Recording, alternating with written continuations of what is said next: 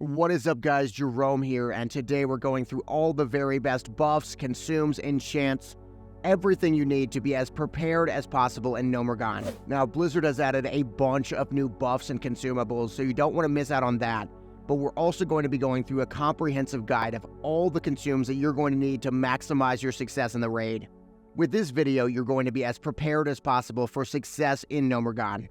So we're going to go over all the consumables. We're going to start with the best buff consumes, going to move into the best AoE consumes. Of course, engineering is going to take a very big role at that part. And we're also going to go through all the new buffs and enchants that Blizzard has announced that you really can't afford to miss. Plus, we're going to be covering the best trinkets and gear that provide very strong buffs on their own. So getting into the very most popular consumes, we're going to start with the mana and the health pots. So the very best mana pot you can use will be the Greater Mana Potion. These are going to be a lot cheaper than the Mana Potion in Phase 1. Instead of camping vendors, you can just make them with Khadgar's Whiskers, which can be found throughout all the leveling zones. We also can't forget the Superior Healing Potion. These are going to be a lot more expensive since Sungrass is mainly in the high-level areas. That being said, there are some very good vendor camp spots like in Swamp of Sorrows. There's also going to be a presumably alchemist-specific potion added in Phase 2. That's going to be the Mildly Irradiated Rejuvenation Potion. It'll be giving you on average 400 health and 350 mana. But at the same time, it's also going to give you 40 AP and 35 damage done by spells for 15 seconds every 2 minutes. Blizzard has stated this would be an alchemist-specific potion. That way, alchemists could be more competitive on the DPS meters instead of being forced to be engineering. We have to wait and see what they're going to end up doing with these potions though, since it's still up in the air. We also have to talk about the BiS Buff Consumables for Phase 2. Now, for most casters, the Sagefish Delight is going to be the best buff food. The big benefit is the 6 MP5 you get from the fish. Luckily though, these are super easy to fish, especially in places like Alterac Mountains. The best stat food though will be the 12 Stamina, 12 Spirit food. There are going to be 5 different total options to pick from. There is going to be the Heavy Kodo Stew, the Spider Sausage, the Monster Omelet, the Tender Wolf Steak, and the Spiced Chili Crab.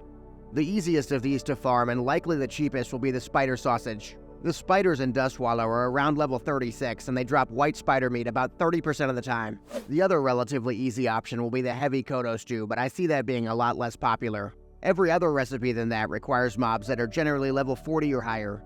So getting into the more fun consumables, we have the Damage Amp Up Consumes.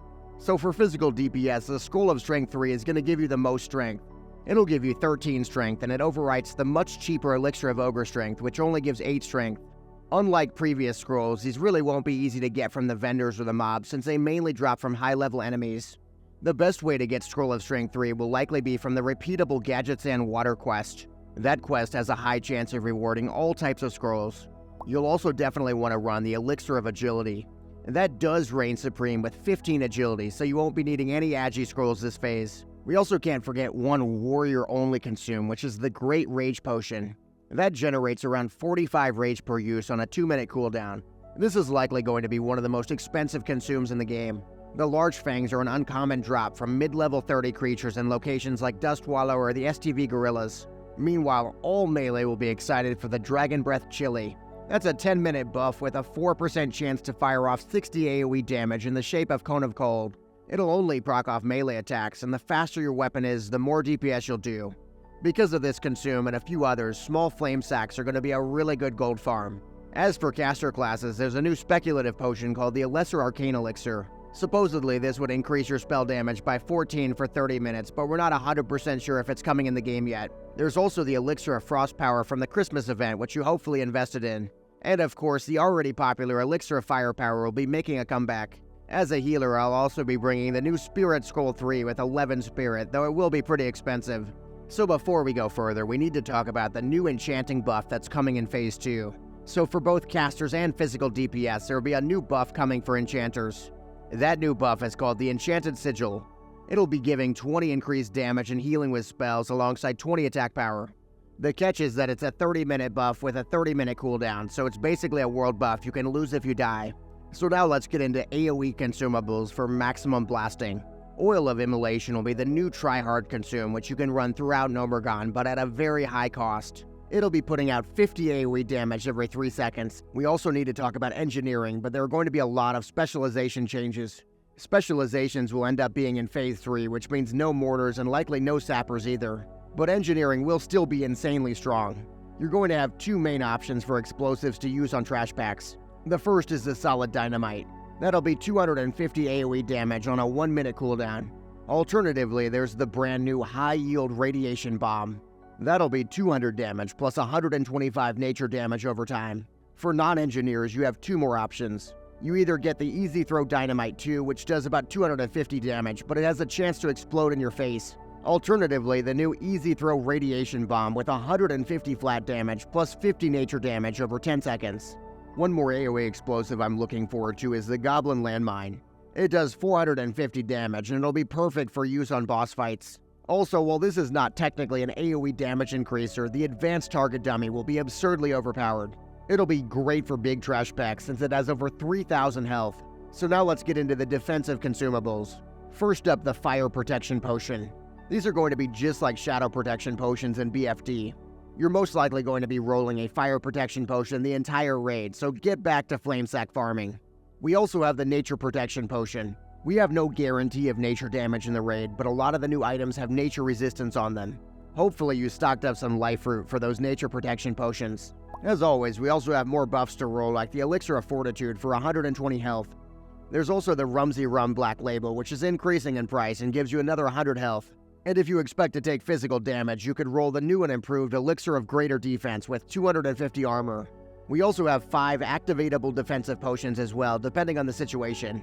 The Restorative Potion takes off a magic debuff, a curse, a poison, or a disease every 5 seconds for 30 seconds.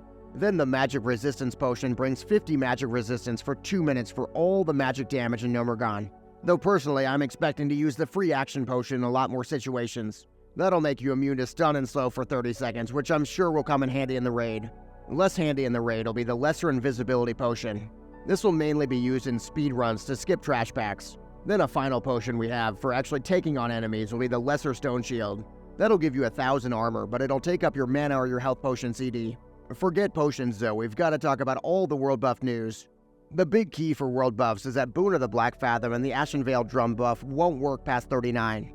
However, the Dark Moon Fair buff will continue to work on a bi-weekly schedule with the 10% damage buff. There's also a brand new buff called the Spark of Inspiration. It'll increase crit chance and give spell damage and increase attack speed with a 2-hour duration. We don't have the full details yet, but it likely works very similar to the Boon buff from BFD. Notably though, it does not increase movement speed, so you better get your mount. What do you guys think about the new world buff? Personally, I'm gonna miss the Boon of the Black Fathom with the extra movement speed. That being said, I am very excited that we're going to get a brand new buff that gives us even more damage. Alright, so let's get into Enchants and Buffs. The biggest thing related to Enchants and Buffs to know is that there are at least 2 new enchants coming. Retrocutioner is the new tank enchant that reflects back 9 damage. And Dismantle gives you additional damage against mechanical creatures with both physical attacks and spells. And of course, we have a huge list of new enchants to grab for Phase 2. The biggest one is Miter Move Speed, of course, with the 8% additional movement speed. More controversial is the Sniper Scope, which will only be made by gnomes. Alternatively, there's the Deadly Scope if you can't find a gnome friend. And of course, we have new stones like the Solid Sharpening Stone and the Weight Stone. Though as a caster, I'm much more excited for the new Lesser Wizard Oil to increase my spell damage by 16. And of course, there's also the Shadow Oil and the Frost Oil coming in Phase 2 as well. So we've talked about buffs and consumes, but there are also a lot of buff-type items you won't want to miss out on. The Gnomish Universal Remote is a big one with engineering. That allows you to take control of mechanical units with a 3-minute CD. And while we talk engineering, the Mechanical Dragonling will be a must-have for parsing. It can do up to 1,000 damage in a minute if it can survive that long. So with all this new information about BiS consumables and professions, we need to take action right now. First, you've got to max all your professions and start acquiring all the relevant recipes to get to 225. I've already got the cooking recipes for 225, so I'm all set on that. But you can do the exact same thing with any profession like engineering. Second, you've got to start pre-farming items right now like Solid Stone.